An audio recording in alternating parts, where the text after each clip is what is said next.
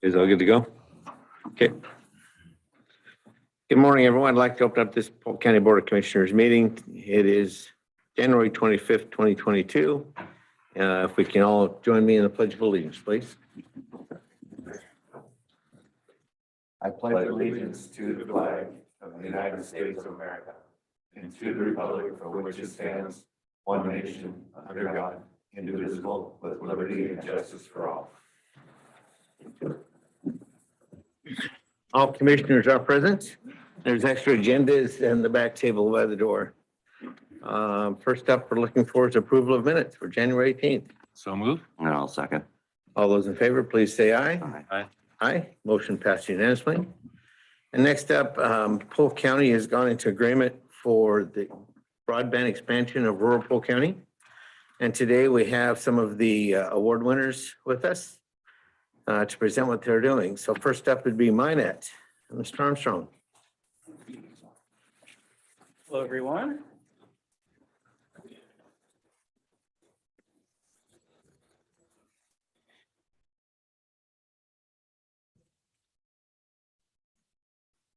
Morning. If you first start stating your name and who you're with for the record. PJ Armstrong, and I'm representing Minnet and Willamette Valley Fiber. Thank you. Welcome. Thank you.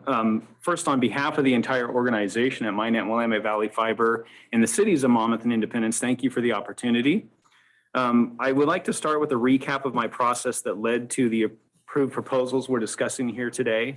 And my hope is that that provides a level of explanation of what we want to accomplish and why.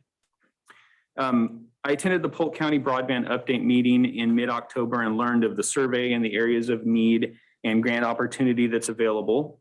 In early November, I met with Dean and Commissioner Pope and the team to better understand what the county hoped to accomplish.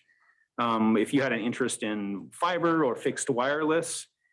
And my intent was also to better understand or maybe to rehear the county goals at that time and to help determine if and where Minnet could fit into that. I was encouraged to hear that the county was open to all proposals, and we are a fiber to the home provider. That's the infrastructure that I feel that we should, as a community, be investing in. In that meeting, there were a couple of things discussed that I feel are important to repeat here today. I've only proposed solutions that are good for Minnet and meet the county's goals simultaneously. Specifically for Minnet, that is that we continue to deliver an excellent quality of service. The infrastructure that we deploy is fiber to the home, and you can't get any better than that. The same fiber that we use to deliver synchronous gigabit service to our end users at their home is the same tiny fiber that's delivering 100 gig transport from our upstream dedicated internet access providers. And what really sets us apart is our customer service. 99% of the trouble calls we get on a day-to-day basis, we resolve within 24 hours, and realistically, it's almost all of them are resolved in less than 4 hours. We have a relatively small staff, but we're very nimble. We wear a lot of hats. We're local. Our customers speak to the same small number of customer service representatives and field technicians all the time. They know them by name. And oftentimes vice versa, we know our customer base. So I've only submitted proposals that would not compromise our high standards. In consideration of the county's goals with these proposals, I have only proposed what we can deliver on. We will be remaining transparent throughout the entire process.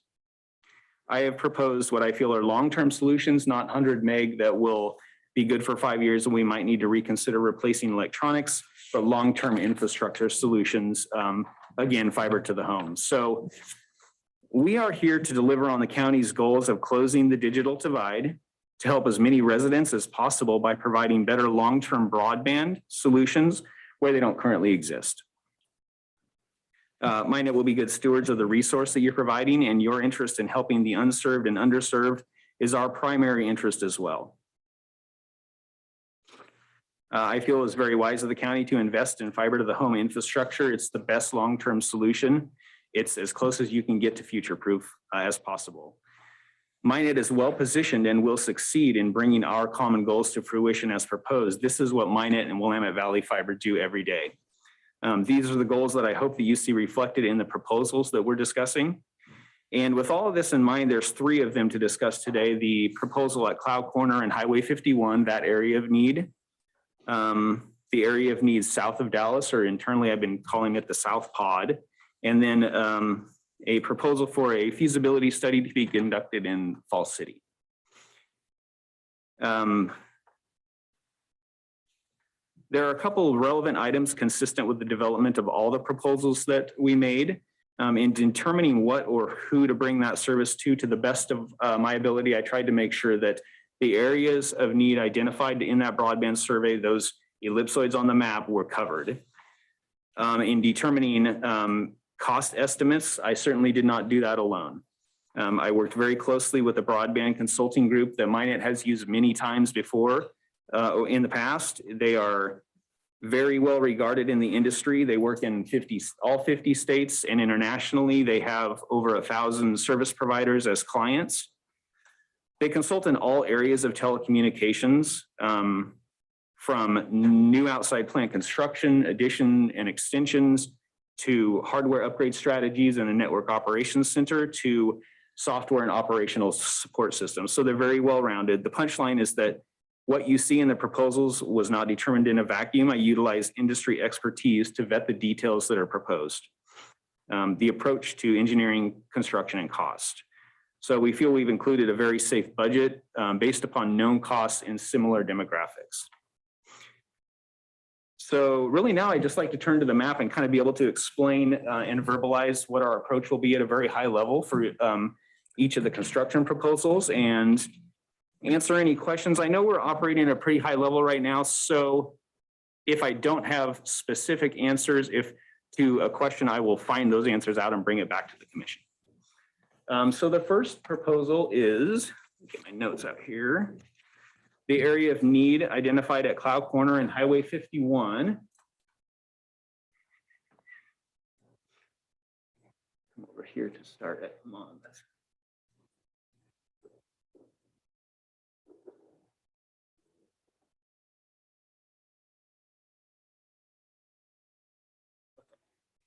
So, sorry, this mouse is a little wonky. Probably easier to see this with a satellite view. That area of need is, come on, mouse. Get a little closer. Okay, that area of need is this pocket of homes near Highway 51 and Cloud Corner Road. So that's where we would intend to start construction. One of the benefits of this proposal, it's going to leverage existing transport fiber that Minnet has, we actually already own, that runs from the BPA substation in West Salem to the Monmouth Power and Light substation on Hoffman Road here. And it runs cross country, and we literally going to be able to pick it up right about here. So that's definitely a positive benefit of this. So we will intend to start construction here, feed this pocket of homes. That construction will go north on Greenwood Road, and we will cover all of the homes along Greenwood. It will then, we will construct transport west on Rick Rial Road and pick up any of the passings along Rick Rial Road. Heading into Rick Rial, I really think there's several large businesses in this area that are going to benefit from being able to have a direct fiber connection. We'll bring that into Rick Rial. We will construct the entire town of Rick Rial and feed everything here, including the Polk County Fairgrounds. We will bring direct fiber to Polk County Fairgrounds, and then in coordination with Polk County IT, either we will or in coordination will deploy a wireless mesh network that will cover the entire grounds of Polk County Fairgrounds. So at a high level, that's what we want to accomplish and will accomplish with this proposal. And I'm happy to just open that up for discussion and questions about this one in particular.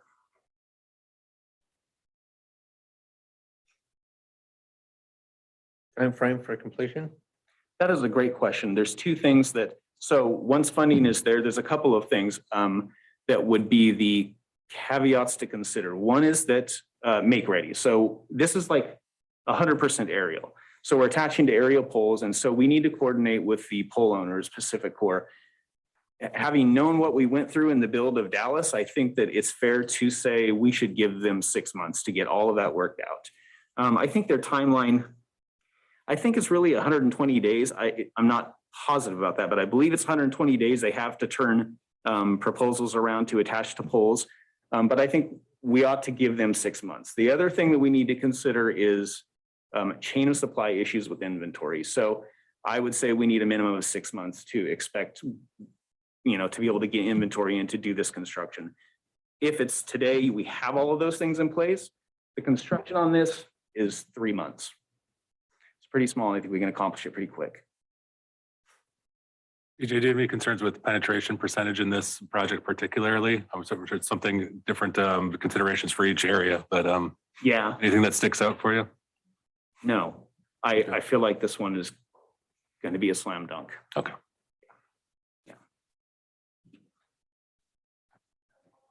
Anything else? Everybody's good? Thank you very much. Sure. The next one to cover is the area south of Dallas, or the South Pod that I've been calling it. This one is significantly larger in scope and easier to see without the satellite view. Okay, so geographically, this is going to very roughly cover the rural area south of Dallas. It's going to be Kings Valley Highway and west. It's going to be roughly Oakdale Road and east, and the area north of Falls City Highway, as well as a pocket of homes that you might be able to see this a little easier here. That is, no, not really, east of Kings Valley Highway, right in this area. So very roughly sort of this area in here. And you can consider it the significant roads that run from the city of Dallas through that rural area down to Falls City Highway. We are also going to be able to leverage existing transport to feed into this area from the current WVF network in Dallas. So we have transport fiber that is built out to the southern extent of the city limits at Bridlewood, and we will be using that to feed into this area. This area will not be served directly from the MyNet Network Operations Center or WVF. It will be served by its own passive optical network cabinet. There are a couple of reasons for that.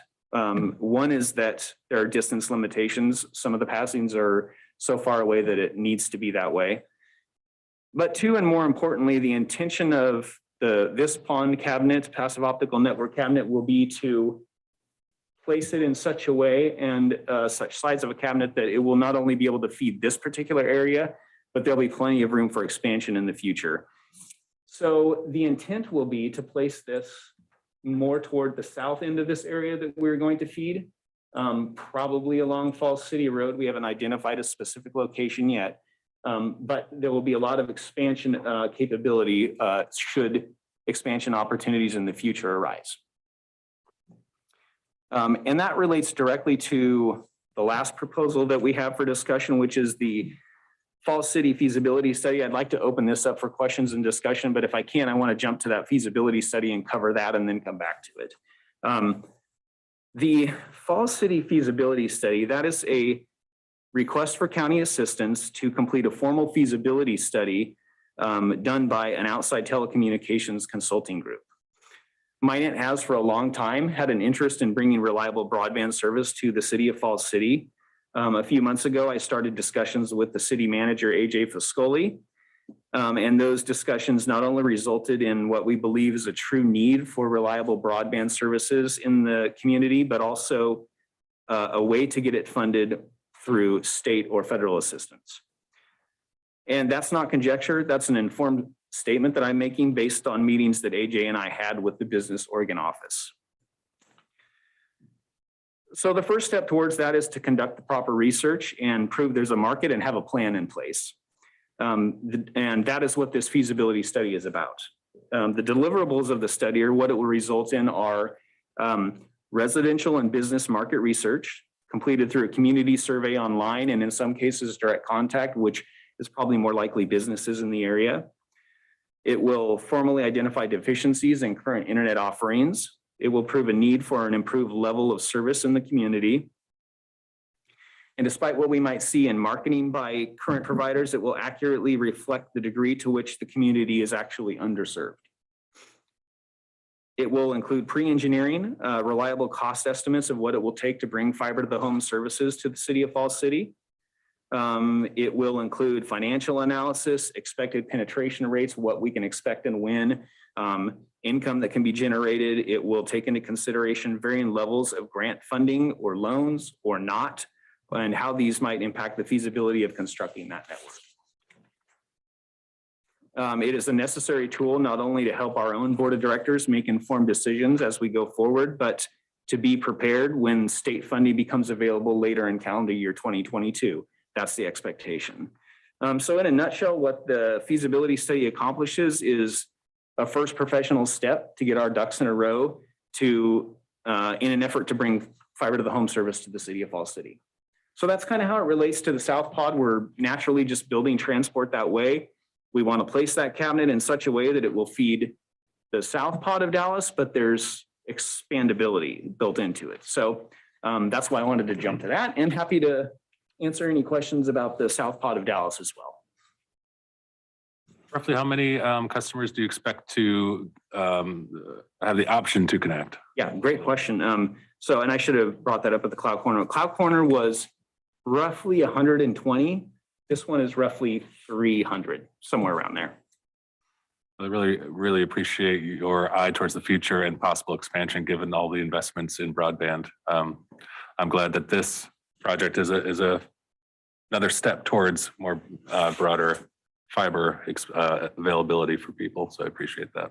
Absolutely. Yeah, I really think this is kind of, I mean, this is where the industry is going, and the federal funding that is coming down via the Infrastructure Act. And, it is all about closing that digital divide. And, I'm glad this is kind of a stepping stone is how I'm doing this.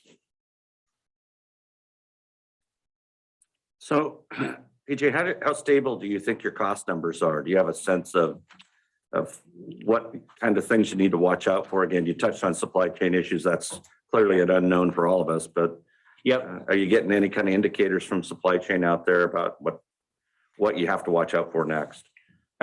So you asked about how stable the cost estimates are. I think they're pretty stable. I think they're pretty stable in terms of the inventory. I think they're very stable in terms of the construction, because we did reach out to construction contractors. The consultant group, they know this stuff. So I feel like we're pretty good with that. The thing that there is some variance, and we built that into the cost model. Where you do get some variance and it's hard to predict are make-ready concerns. What you're going to run into when you ask to attach to the power pole and they go, well, we need you to raise this, or we're going to need to replace the pole or something like that. So there's some wiggle room built in to cover that. So I think with the overall estimate, we're pretty good. And I'm sorry, you asked the second question. I don't think I answered it. Just specific to, have you had any indicators from supply chain folks out there that you should be watching out for X? So case in point, any of us that were doing any kind of construction work over the last year, suppliers were saying, you better buy it today, because I can't tell you what tomorrow is going to look like, but it looks like it's going to be higher. Yeah. I'm looking for you going out on a limb here and saying, no, everything's leveled off. It hasn't leveled off. Okay. It hasn't leveled off. No. That's why I said, I think you're talking in terms of time, you're talking about, we better plan on 6-month minimum. Yeah, before we get that. I imagine that'll be embedded in your report as you report on the status of these projects. Absolutely. That'll be Yeah, absolutely. Question. However frequent that needs to be reported, we're going to do it. And as soon as we can get on top of getting that inventory lined up, we're going to do it right away. We actually had to change our approach at Minehead to have, in the past, and this is a good example, in the past, we've kind of bought inventory and not held on to, 2 months supply of inventory for the most part. This fiscal year, we really had to look at what the development was going to be like in the Monmouth, Independence, and Dallas markets and try and plan out a year in advance and just make huge purchases to have all that on hand. And I'm glad that we did, because stuff is difficult to get a hold of when you need it. So. And have you identified what relationships are likely to be formed as you work in these projects going forward? So with our wireless partners, and again, one of them's behind you, and I'm guessing that you already kind of know who those folks are out there that you'll try to find some way to link with on these projects. Yeah, I haven't spoken directly yet, but I absolutely know, Alerica, we know that they're out there, and yes. And there's a likelihood that there will be some connections. Yeah, potentially. I Yeah. don't want to put words in your mouth. I'm just asking. No, yeah, it's potentially, and we're open to it. If it works for both of us, both ways, partnership is always great. I think that's been one of the most interesting things that we've really identified in these conversations with providers in this work over the last couple of years is, and seeing the frustration from consumers out there that when they hit the end of their, what they think is a useful service that they're getting from a vendor, there's no handoff. There's generally no place for them to say, well, nobody's helping them get to the next level or to another alternative provider generally. And there's a lot of frustration from folks say, my service doesn't work well and I don't know what to do. And, I track social media on this stuff and folks are asking their neighbors constantly, what do I do? How do I get help? And so I guess, thank goodness for social media in that regard. Yeah. And I try to weigh in there too and nudge people towards, solutions that I know work. Willamette Valley Fiber and MyNet both get really, really high rankings, as we all should know. Yep. In regards to service for people in their communities. So I'm very hopeful that as we work through this project, not only do we get some things accomplished, but we also change the dynamic of relationships between vendors. That has been, to me, and again, it's not unique. Lots of industries have these problems. It is proprietary. I get that. Yep. You're in business to make money. Yep. But at the end of the day, we're all trying to provide service for people. Yep. And their livelihoods. So we got to figure out a way to continue to build a better bridge of communications between providers so that consumers don't get hurt. Understood. Yep. And not directly related to that, but I will say, I think this move into the area south of Dallas, it's very rural. It's going to be a good litmus test because, they have the incumbent CenturyLink and they have maybe some kind of fixed wireless out there, but this is going to be a good litmus test to bring fiber to the home directly to some of those homes. So, it's going to be a benefit. And I think like I've said before, I think it's going to be a good stepping stone. So PJ, for your study in the Falls area, how large of an area are you going to be encompassing? It's just in the central pod, or are you reaching out at That study is going to be, I think, specifically the city limits of Falls City. That's what we aim for.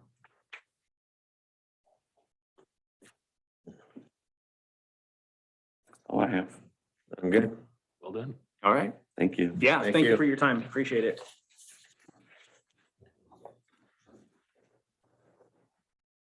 Next up's Alerica, Samuel Donaldson and Justin Kavit. Josh Cadet, yeah, you got it. Thank you for having us. Morning, gentlemen. To repeat, Josh Cadet with Alerica Networks. We're headquartered out of Philomath. Quick background for those that don't know Alerica. We are founded in 2002 and predominantly a fixed wireless internet service provider. We have a little bit of fiber, and our focus has been on people. It's everything we do. Does this help people? If it doesn't help people, we don't do it. And that comes from the ownership down. And we just every day, that's the mantra we live. So I can blow a lot of smoke up here, but really, I would say check out our reviews online. We try to do a good job taking care of people. Real quick on the collaboration, couple notes on that. I have a banking background, and in banking, it's competitive, but there's a lot of collaboration. And so when I came over to this industry, I kind of expected the same. I reached out to some people I knew in the telecommunications space and said, hey, guess what? I'm going over to Alerica. It's gonna be fun. We'll be working together. And they're like, wait, oh, you're a competitor now. Can't talk to you. So I'm hoping to change the tone a little bit and to MyNet's credit, we've received a number of referrals from them. They're often, if customer calls on the outer banks of what they can reach, we get referrals from them. I can't tell you how often, but I've heard of 3 or 4 in the last 3 to 4 months. So appreciate that. And it sounds like they're definitely community minded. I'll hop into the PowerPoint presentation.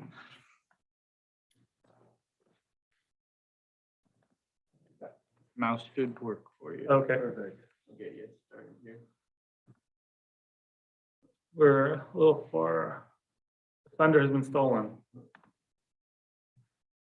Let's go back. Is there a way to go Right back on the click mouse? maybe? No, start Oh, that's over. what you try. Yeah, if you want to go back. There we go. That's the challenge. So we focused our energy on the three big oval. And as we looked into them, we like a good challenge, and we honed in on we call it the northwest, really northwest of Dallas service area, as the one where we have is the most difficult terrain. It's a lot of miles if you want to do fiber to reach customers. And initially, what you're seeing up there is actually a fiber design to reach 684 people. That was our primary proposal, was a fiber proposal, but as we know, that plant is costly, and it would have cost a little more than double to provide fiber to the home to all those homes than we could do with fixed wireless. So almost as a footnote with a little bit of description, we said, by the way, if you're open to fixed wireless, we know something about this.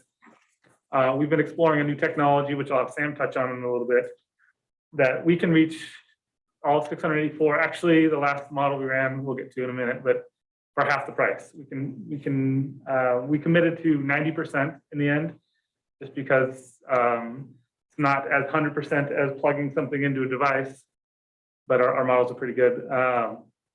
Any questions on that area? Does everyone know what we're looking at there? Okay. We'll go to the next slide.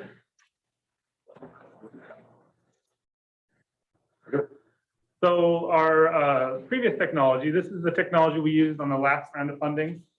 We ran that through our model using 6 tower sites, those blue ones. We can hit 93%, which we were pretty happy with, honestly. It took some time to get there. And given what we know about all of the hills and valleys in that area,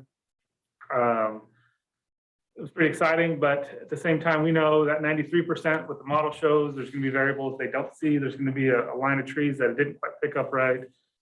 And so, my sense was that was really a high 80s number, which again is great considering what they have now, but it doesn't feel good to say, Polk County is investing in your neighborhood, but not you.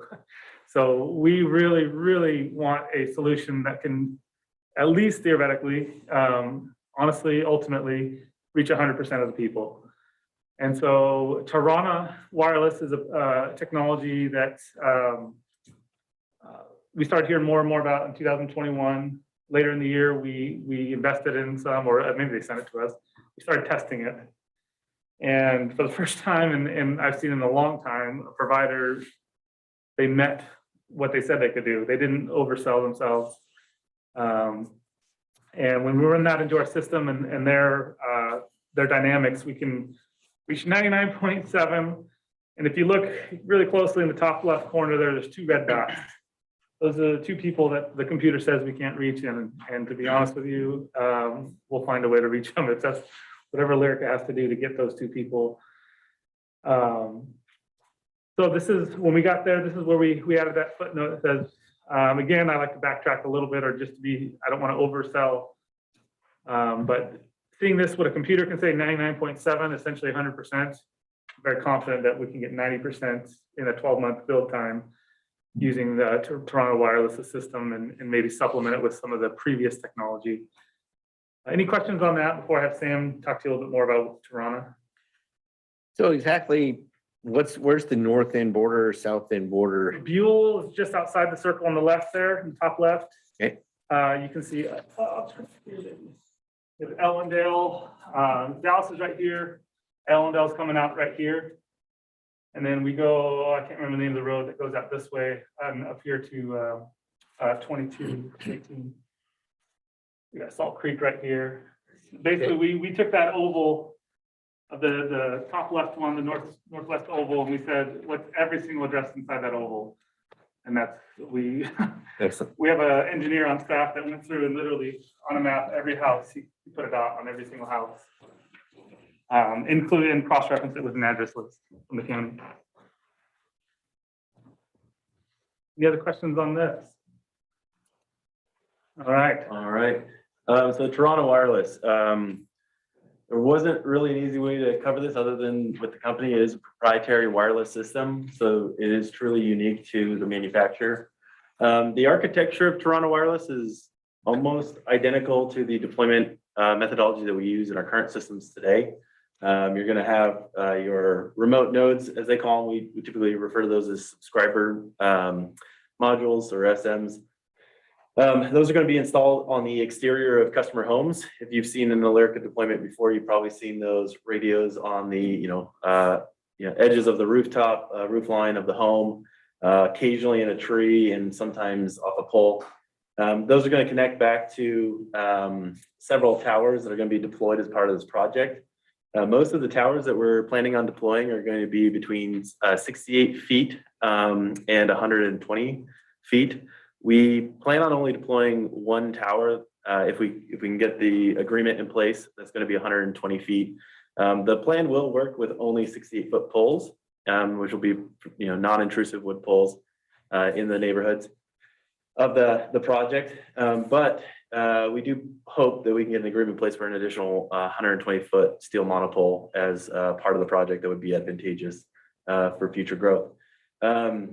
That being said, those base poles will connect back to our main network via microwave backhaul, initially within the 12-month window. But we do have plans to tie into fiber within Dallas as an additional capacity play as part of the project. So Tirana, let's go here. So what's unique about Tirana? So Tirana operates at both 5 and 3 gigahertz. Alyrica Networks has lightly licensed spectrum in 3 gigahertz, so that's advantageous to us. But it also can take advantage of the unlicensed 5 gigahertz spectrum. For the purpose of this project, we plan on using our lightly licensed spectrum in CBRS, which is that 3 gigahertz band. And the reason we're planning on using that is the amount of trees and foliage in this area is quite dense, and 3 gigahertz has better propagation. So we plan on using that portion of our spectrum, as well as that section of spectrum for us is protected against other operator use. So there's some advantages there for us. We did field test this unit already, actually over off of Summit Loop to the east of Salem. We have a test network over there currently in operation. We were able to field test estimated 7.2 gigabits per second per cell. Cell is comprised of 4 base nodes in a 360-degree ring around a tower. We estimate that each deployment or each cell deployment could support up to 1,024 houses. To give that some context, our current solution, the previous solution that we employed in the last project for Polk County, each cell could only support about 300 homes. So a very large difference in capacity between the previous technology we were using and the new technology that we have today. How is it achieving it? It takes advantage of massive MIMO phased antenna arrays, which is essentially a large number of antenna elements in each of the panels that you see there for the base node and the remote node. So both the client and the provider node are able to take advantage of multiple radio spatial streams. I know that's a lot of buzzwords, but what that means is multiple channels of communication can be established between the subscriber and the tower, and that increases the amount of data that we can push through a single radio. It also has beamforming capabilities, which reduce interference and improve our aiming capabilities. So one of the big problems with wireless, as some might know, is it's a busy space. Unlike fiber, it's not a closed loop medium. It is open air. So there are other operators, other sources of noise that can potentially interfere. Tirana takes advantage of very focused transmission beams that will reduce the amount of interference both at the subscriber end and the tower end. So it does have also adaptive interference mitigation, which is why it's able to operate at lower noise levels than the previous technology and get better penetration through foliage and trees than the previous technology that we used. So I don't know if it's worth getting into the technicals here, but the noise floor is substantially reduced on the Tirana equipment over the previous technologies that we had available to us 2 years ago. So what does that all mean? It means that we can see maximum speeds up to 650 megabits per second in the download direction and 140 megabits per second in the upload direction. We've also tested this configuration to operate up to 10 miles in the 5 gigahertz band and 12 miles in the 3 gigahertz CBRS band. Go to the next slide. Well, I guess before I continue, I know there's a lot. Is there any questions about what I just covered? So real quick, I'll just translate to what the sales guy understood when it was first presented to me.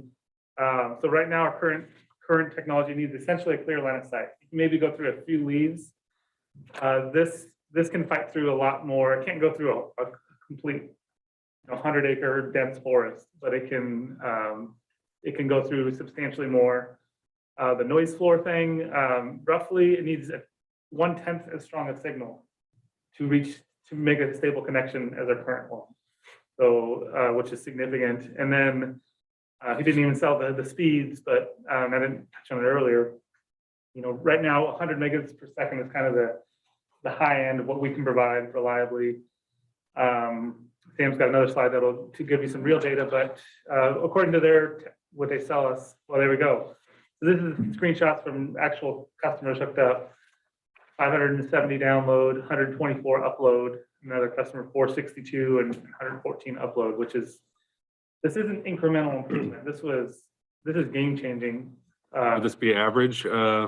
This is, so we did. It's an outlier. The lowest one we had I was sent was 120 download, a little bit further out, maybe a little bit of interference.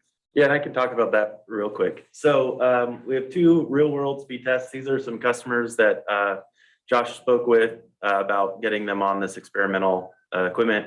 So they're well aware that they are in an experimental state, although I'm sure they appreciate their newfound connection speeds. So a couple things to note here. The first test that you see on the left is at 2.5 miles out from tower. And the second test is 9 miles out. And there wasn't really a substantial drop in connectivity. Both of these tests were conducted using line of sight, meaning there was no obstructions between the radio and the tower.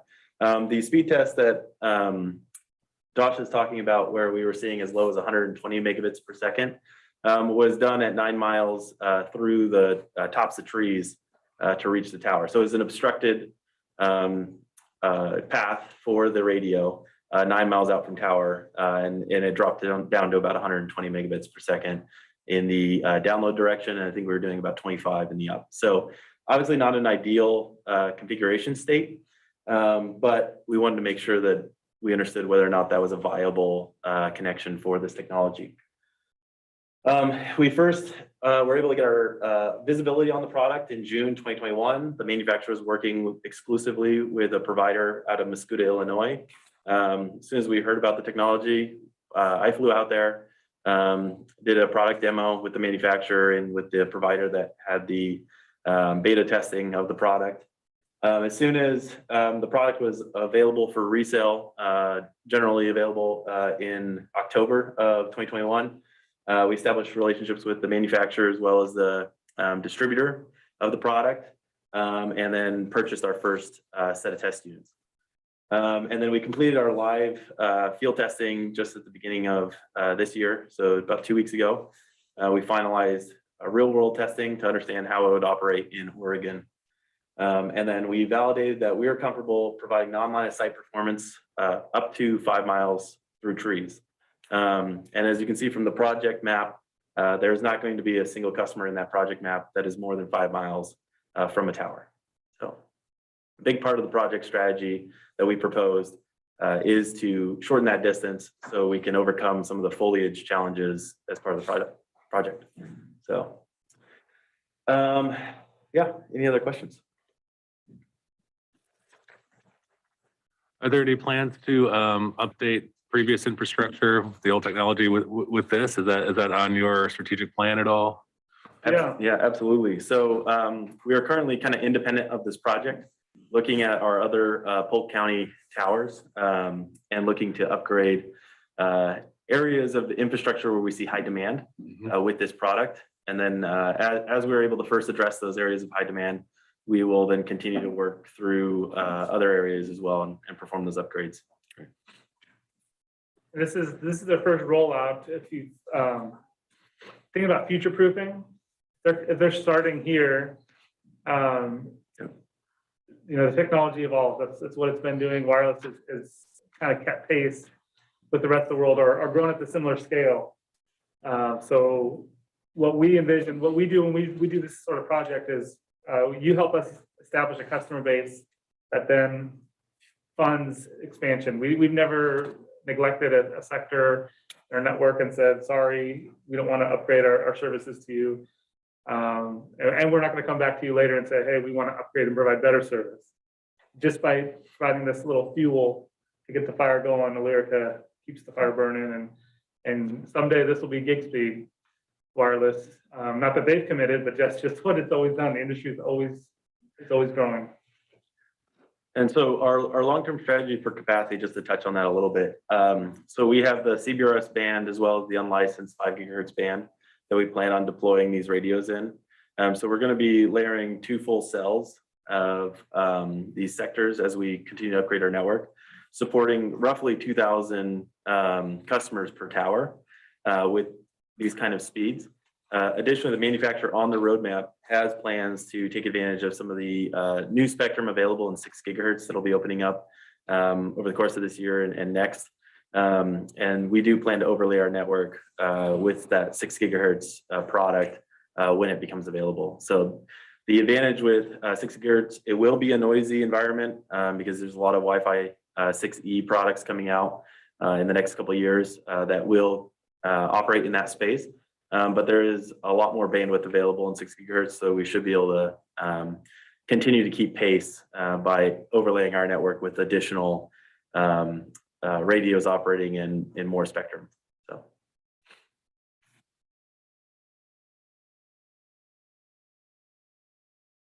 Any other questions? Mr. Gordon? I think so. Mr. Polk? Spectacular. Oh, thank you. Of course, you know, I'm a huge fan, but, and, you know, for the record, a customer, but I'm very excited about, personally, I'm very excited about the last question with regard to Tirana versus Gambit, right? Because I think I'm on Gambit and I know I am. Yeah.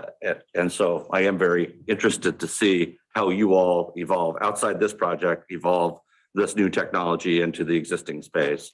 And continue to improve, because we know, for example, on Fishback, you know, that tower is constantly struggling with just trying to get out through the leaves. And so I'm hopeful that as you explore this, you'll find that new technology will help improve that ability versus our potential or our need to get you higher in the air, because that's a lot harder on a shared space, right, Dean? That's a lot harder. So I'm very hopeful to see that work for you guys. Towers like Slater really highlight, but the congestion we see at the tower level in really high dense areas, being able to swap that out for Tirana. You said 2,000 in 360, but that's 500 in any one 90-degree sector direction is significant for existing customers. Yeah. I find it, I'm grateful for it. I find it fascinating that this technology is still expanding at the pace that it is against clearly the technology and the interest for fiber. And it really is still, it's fascinating to see that it's still, there's a very competitive pace for both kinds of systems. And I'm very grateful for that, because clearly the areas that your proposal covers right now are going to be a long while getting fiber. They'll get there eventually, I think, but you know, it's still going to be very expensive to do. Yeah. So it's a great combination, and you know, I'm really happy that we've got vendors like yourselves that are all willing to look at how can we build pods, how can we do areas that we make sure we get the coverage for our consumers. I'm also one of your customers, and I just want to tell you, thank you very much, because if my wife's happy and she's doing her business without issues, my life's a whole lot better. So, and I'm excited about the change that we experienced when you took over that area and we got it working and the bugs worked out has been amazing. And to know that that was just a year ago and seeing the change that this new technology brings just a year later, I'm very excited to see, and especially for the residents of Polk County. So just for Dean and Commissioner Pope and the team to have the foresight to have started this so many years ago. We were so far ahead when this came on. To have us now, we are in an amazing position right now. And hats off to all of you that's willing to step up and partner with us to make this better. I mean, it's going to help our economies. It's going to help our youth. And when the schools got shut down and our kids are locked in the house and having to do school on an internet that didn't exist when they made those moves, this is going to give us some of that ability to fall back and actually survive and keep our youth moving forward, plus our businesses. It just gives us that step ahead and above all of our competition. So thank you very much. I want to thank you for being proactive. We're working throughout the valley, and Polk County is certainly one I'd refer people to when they talk about how do we solve this problem. To talk to Polk County, because you guys are making it happen. Thank you for that. Thank you.